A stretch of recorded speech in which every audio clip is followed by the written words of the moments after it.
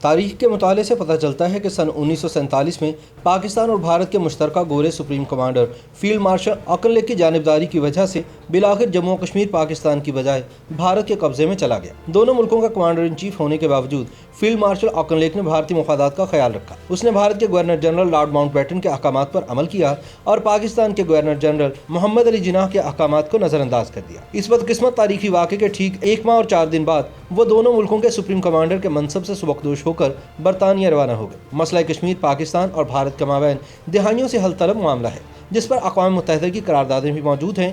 مورخین کے مطابق یہ معاملہ کبھی اتنا پیچیدہ بھی نہ تھا، لیکن سن 1947 میں آکن لیگ کی جانبداری نے وادی کشمیر بھارت کی جھولی میں ڈال کر پاکستان پر ایسی کاری ضرب لگائی کہ جس کا زخم شاید کبھی نہ بھر سکے۔ یہ 22 اکتوبر سن 1947 کی بات ہے۔ مورخ جوزف کوربل نے اپنی کتاب ڈینجر ان کشمیر میں بیان کیا ہے کہ وزیرستان کے محسود اور افریدی قبائل تک جب کشمیر کے مسلمانوں کے ساتھ ہونے والے ظلم اور خون ریزی کی داستانیں پہنچی تو وہاں کے لوگوں نے اپنے مسلمان بھائیوں پر ہونے والے مظالم کے خلاف گوریلا کارروائی کا فیصلہ کیا۔ قبائلیوں کی اس کارروائی کا ایک پس منظر تھا جس کی ابتدا برصغیر کی مشترکہ فوج کے supreme commander field marshal Auchinleck سے شروع ہوتی ہے اور لارڈ ماؤنٹ بیٹن سے ہوتی ہوئی آج کے کشمیر تک آن پہنچتی ہے۔ جس قبائلی لشکر نے ڈوگرا فوجیوں کو یوں آن کی آن میں تتر بتر کیا تھا، وہ ان واقعات کے رد عمل میں حکومت میں آیا تھا جن کا آغاز 15 اگست سن 1947 کا ہوا۔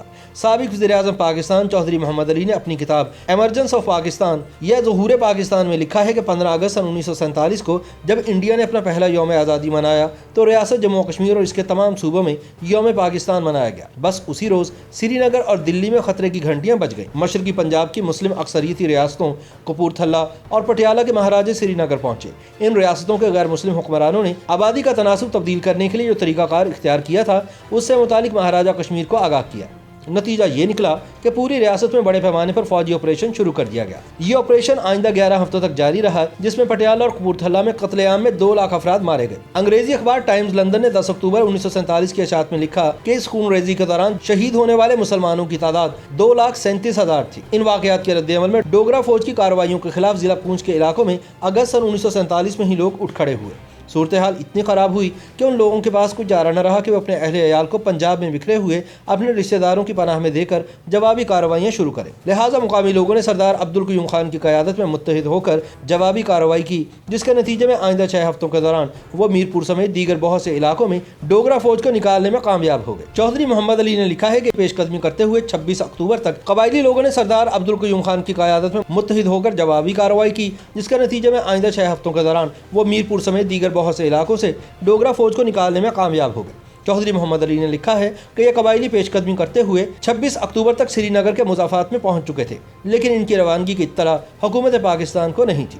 بس یہی واقعہ تھا جو ان کی کمر پر تنکا ثابت ہوا اور انڈیا نے ریاست اور خاص طور پر سری نگر میں اپنی فوج اتار۔ ان کا موقف ہے کہ اس موقع پر اگر دونوں ملکوں کے مشترکہ سپریم کمانڈر آکن لیگ اپنی غیر جانبداری ترک نہ کرتے تو تاریخ مختلف ہوتی۔ انڈین فوج کے اترنے کی خبر جب اگلے روز 27 اکتوبر کو پاکستان کے گورنر جنرل محمد علی جناح کو ملی تو انہوں نے پاکستان کی مسلح افواج کے برطانوی قائم مقام commander in chief general David Douglas Gracey کو ہدایت کی کہ وہ فوج کو فوری طور پر متحرک کر کے پہلے راولپنڈی سری نگر روڈ کے درے اور اس کے بعد درہ بانہال یعنی سری نگر جموں روڈ پر قبضہ کر کے انڈین فوج کے مواصلاتی رابطے منقطع کر دے۔ گورنر جنرل نے انہیں جو احکامات دیے تھے، جنرل گریسی نے انہیں عملی جامہ پہنانے کی بجائے ٹیلی فون پر دونوں ملکوں کی فوج کے سپریم کمانڈر فیلڈ مارشل سر کلاؤڈ آکن لیگ تک پہنچا دیے۔ چودھری محمد علی کے مطابق ایسا کر کے جنرل گریسی نے اپنے اختیارات سے تجاوز کیا تھا۔ بہرحال فیلڈ مارشل آکن لیگ نے جنرل گریسی کو کارروائی سے روک دیا اور اگلے روز خود لاہور پہنچ گئے اور بانی پاکستان قائد اعظم محمد علی جناح سے ملاقات کی۔ انہوں نے محمد علی جناح کے سامنے تجویز پیش کی کہ پاکستان اور انڈیا کے گورنر جنرلز اور وزرائے اعظم کی کانفرنس منعقد کر کے مسئلہ بات چیت کے ذریعے حل کر لیا جائے۔ بانی پاکستان نے تجویز قبول کر کے فوجی کارروائی کا حکم واپس لے لیا۔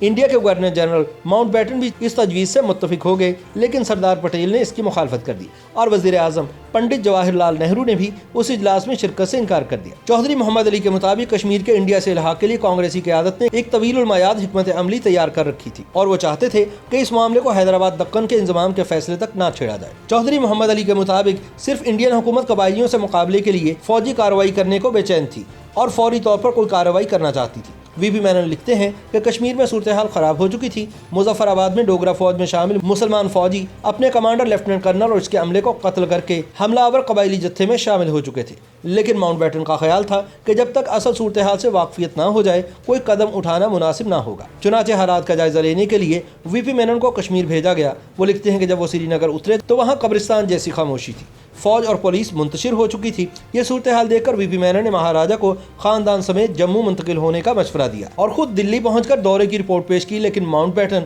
अब भी कार्रवाई करने पर तैयार नहीं थे। उनका कहना था कि जब तक इंजमाम नहीं हो जाता कार्रवाई नहीं हो सकती। चुनाचे वीपी मेनन ने फौरन जम्मू जाकर महाराजा से इंजमाम की दस्तावेज पर दस्तखत लेकर उन्हें दिल्ली पहुंचाया। वो लिखते हैं कि अब कार्रवाई के रास्ते में हायल रुकावट दूर हो चुकी थी।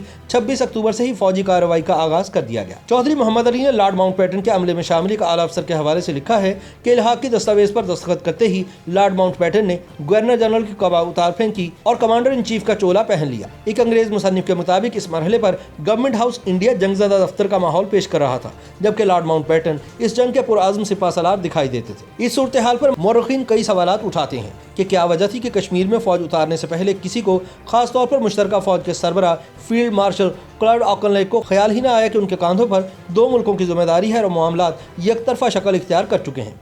ना किसी ने ये सोचा कि हुकूमत पाकिस्तान से बात करके बहरान को हल कर लिया जाए। चौधरी मोहम्मद अली के मुताबिक इसका राज उस वक्त खुला जब फील्ड मार्शल ऑकनलेक ने 28 अक्टूबर को लाहौर में बानी पाकिस्तान से मुलाकात की और पाकिस्तान की तरफ से इंडियन फौज की मुदाखलत के एतराज़ पर उन्होंने कहा कि इस कार्रवाई को चैलेंज नहीं किया जा सकता क्योंकि जम्मू कश्मीर के महाराजा ने इंडिया के साथ इल्हाक कर लिया है और वह बिल्कुल कानूनी और जायज़ इक़दाम है। मुसन्निफ जाहिद महमूद के मुताबिक इस मुलाकात में फील्ड मार्शल ऑकनलेक का एक और तजाद भी सामने आया।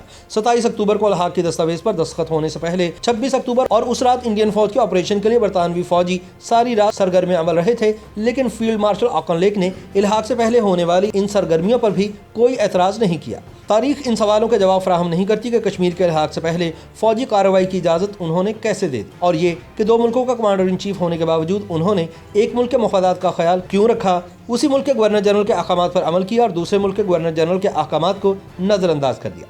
इस बदकिस्मत वाक़े के ठीक 1 माह और 4 दिन बाद वो दोनों मुल्कों के सुप्रीम कमांडर के मनसब से सुबकदोश होकर बरतानिया रवाना हो गए। इस तरह 26 अक्टूबर को उनकी क़यादत में होने वाली फौजी कार्रवाई की वजह से कश्मीर के मसले में जो पेचीदगी पैदा हुई थी, 30 नवंबर को उनके रुखसती के वक्त तक मज़ीद पेचीदा होकर नाकाबिले हल बन चुकी थी। YouTube पर गूगली न्यूज देखने के लिए youtube.com की सर्च बार में गूगली न्यूज टीवी टाइप करें। गूगली न्यूज के पेज पर सुर्ख रंग के सब्सक्रिप्शन वाले बटन पर क्लिक करना ना भूलिए। YouTube पेज पर अपलोड होने वाली वीडियोस से बाखबर रहने के लिए बेल आइकन पर क्लिक कीजिए। आपको हर नई वीडियो के बारे में नोटिफिकेशन मौसूल हो जाएगा।